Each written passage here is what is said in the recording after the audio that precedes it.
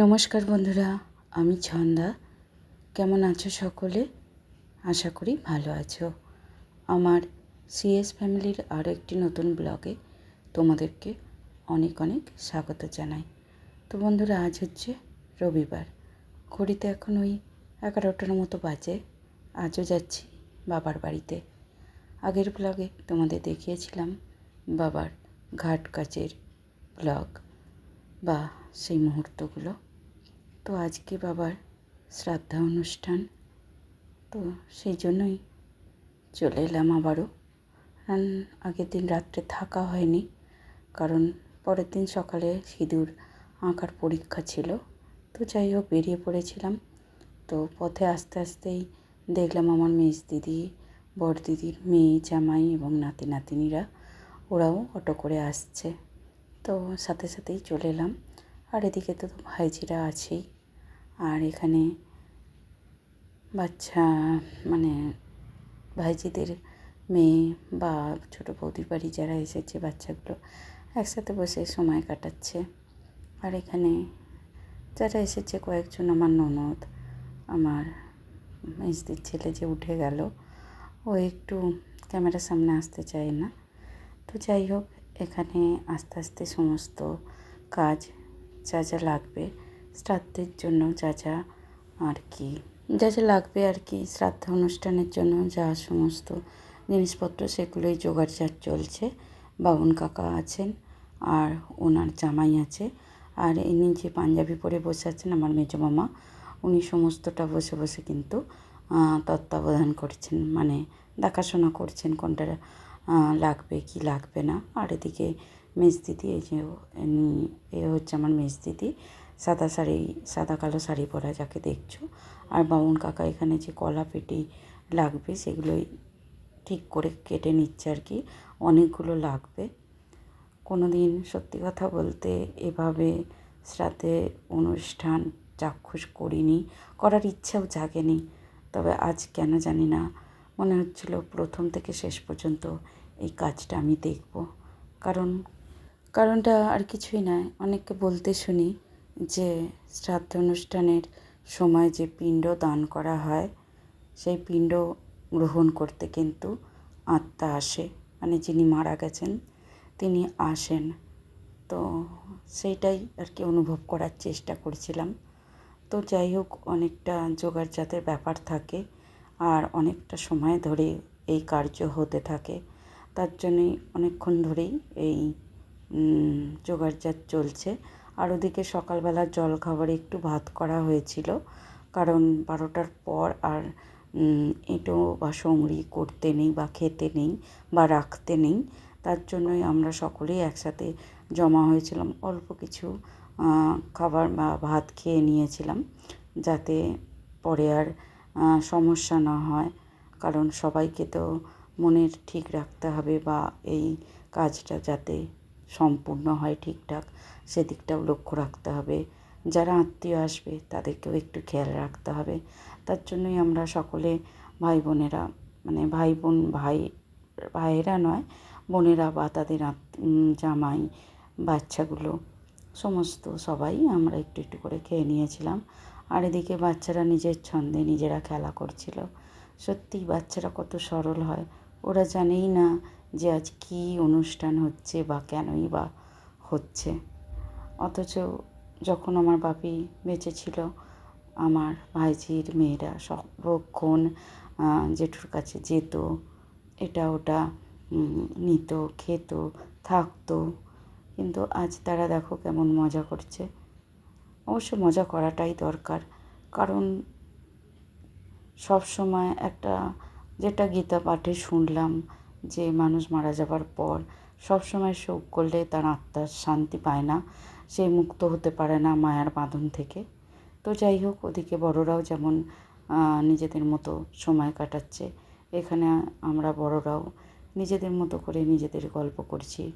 আর মাঝে মাঝে যখনই বাপির কথা মনে পড়ে যাচ্ছে, তখনই সত্যি বলতে মনটা খুবই খুবই ভারাক্রান্ত হয়ে যাচ্ছে। কিছু করার নেই, তবুও মেনে নিতে হবে, কারণ বাপির এই কাজটা যাতে ভালোভাবে হয়। সত্যি কথা বলতে এক মুহূর্ত ভুলতে পারছি না, আর সেই আলোচনাই আমরা করছিলাম। আর এদিকে শ্রাদ্ধ অনুষ্ঠানের দাদারা বসে গেছে নিয়ম যা যা আছে সেগুলো করতে।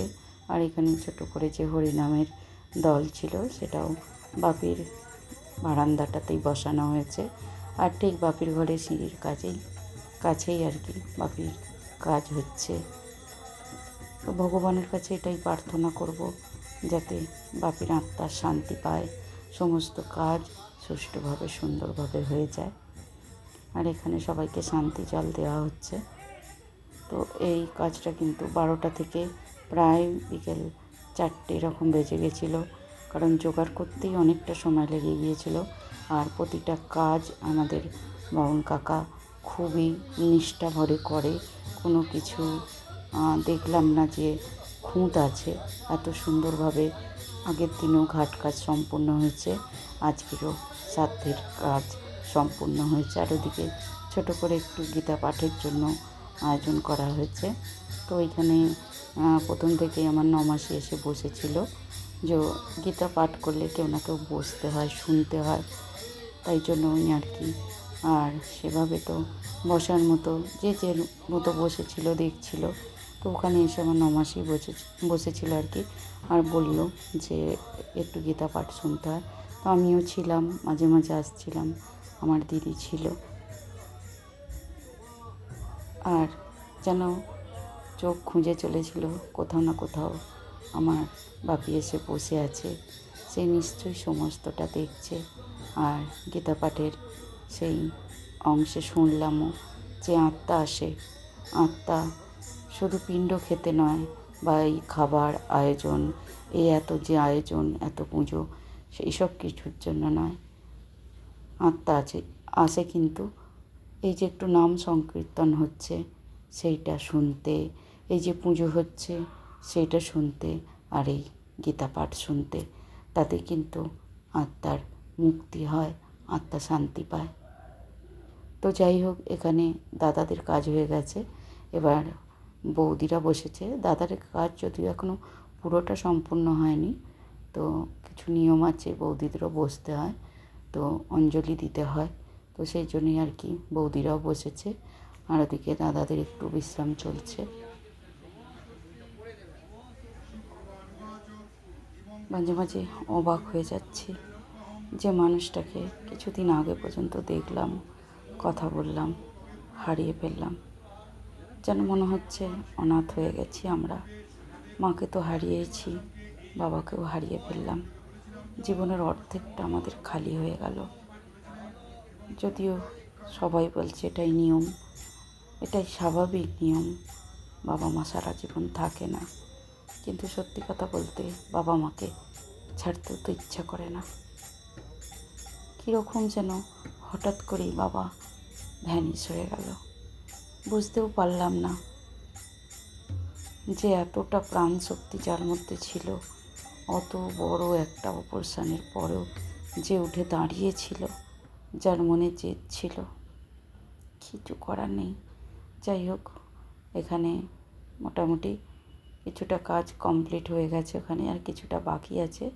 তার মধ্যে এখানে বাচ্চাগুলোকে নিয়ে বসানো হয়েছে, যেহেতু আজকে শ্রাদ্ধের অনুষ্ঠান, আর তো ভাত খাওয়া যাবে না, তাই লুচি হয়েছে। আর এখানে আমার ভাইঝির মেয়েরা বসেছে, আর ওখানে আমার মেজোমাসির ফ্যামিলি, মেজোমাসির মেয়ে আছে, নাতনি আছে, বড় মামার ছেলে, বৌমা, নমাসির ছেলে, আমাদের সিঁদুর। তো ওখানে কিছুজনকে খাওয়া দাওয়া করাতে বসিয়ে দেওয়া হয়েছে। আর এদিকে কাজ হয়ে গেছে, সেগুলো এবার গুছিয়ে নেওয়া হচ্ছে, পুকুরে মধ্যে বিসর্জন দেওয়া হবে। যা কিছু আর কি লাস্ট নিয়ম সেগুলোই আর কি করা হচ্ছে। এবার যাওয়া হচ্ছে ঘাটে, যেখানে ঘাটে ওটা হয়েছিল সেখানে যাওয়া হবে। বাকিটা আর কিছুই নেই, এটুকু হয়ে গেলেই হয়ে যাবে। একটু স্নান করে উঠতে হয়, আর এই সমস্ত যা কিছু অঞ্জলি দেওয়া হয়েছে বা যা কিছু নিয়মে আছে সেগুলোকে পুকুরের মধ্যে বিসর্জন দিতে হবে। তো এখানে সবাই আছে, যে কজন এসেছে, যেহেতু আজকে রবিবার, বেশিরভাগই সবার অফিস আছে, কাজ আছে, তাই রবিবার বলে আজকে সবার ছুটি, তো সেই জন্যই আর কি আজকের দিনে এই যে দেখছো ইনি এ হচ্ছে আমার মেজমাসির ছোটো মেয়ে, এও সিভিল ইঞ্জিনিয়ার, মানে চাকরি করে আর কি। সেই হিসেবে আজকে ছুটি পেয়েছে, সেও এসেছে, দুই মেয়েই এসেছে। আর মামা মাসিরা, মামার বাড়ি থেকে কিছুজন এসেছে। আসেনি খালি আমার মেজদির জামাই আর মেয়ে।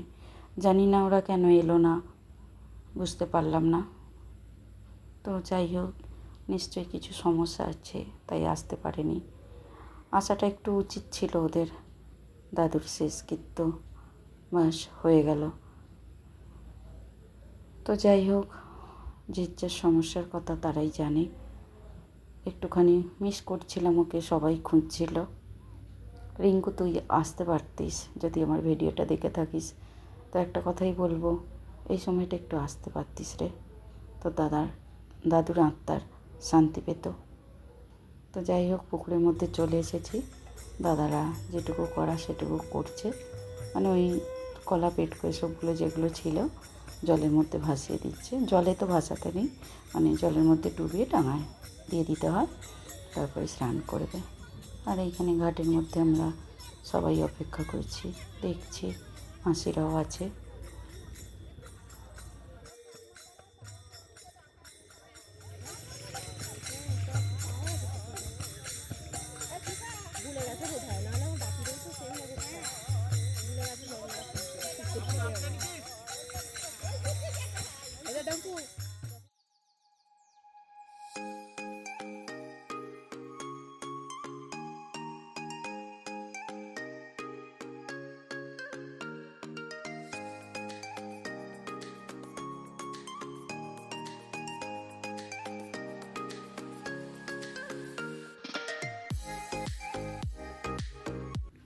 তো পুরো কাজ হয়ে যাবার পর এখানে আমাদের বাড়ির পাশে যে শিব মন্দিরটা আছে সেটা দর্শন করতে মাসিরা গেল। ভাবলাম আমিও একটু যাই, এই কাজের পর একটু ঠাকুরের দর্শন করা ভালো। আর দেখো কি সুন্দর না শিব দুর্গার মূর্তিটা। আর এপার থেকে ওপারে আমাদের বাড়িটাকে দেখছিলাম, এক তো গাছগাছালি দিয়ে পুরো বাড়িটা ঢাকা। আর আজ যেন আরও মায়াবী হয়ে উঠেছে বাড়িটা। কোথাও যেন মনে হচ্ছে কোথায় না কোথাও আমার বাপি ঠিক বসে আছে, দেখছে। জানি না, বারবার মনটা এটাই বলে চলেছে, বাপি তুমি যেখানেই থাকো শান্তিতে থেকো, সবাইকে আশীর্বাদ করো, আমরা ভাই বোনেরা যেন ভালো থাকি, সুস্থ থাকি, তোমার আশীর্বাদে বাকি জীবনটা যেন আমাদের কেটে যায়। তো এইখানে দেখো বাউনবাড়ির ভাত এসেছে। তো শ্রাদ্ধ অনুষ্ঠানের পর বাউনবাড়ি থেকে ভাত আনতে হয়, সেটাই খেতে হয়। অল্প করে সেটাই সবাই খেয়ে নিচ্ছি। বিশেষ করে তো দাদা বৌদিদের খেতেই হবে, তো অনেকটা দিয়েছিল বলে আমরা অল্প করে খেলাম, দুপুরে আর লুচি খেলাম না। তো যাই হোক বন্ধুরা, ব্লগটা এখানেই শেষ করলাম। সকলে ভালো থেকো, সুস্থ থেকো।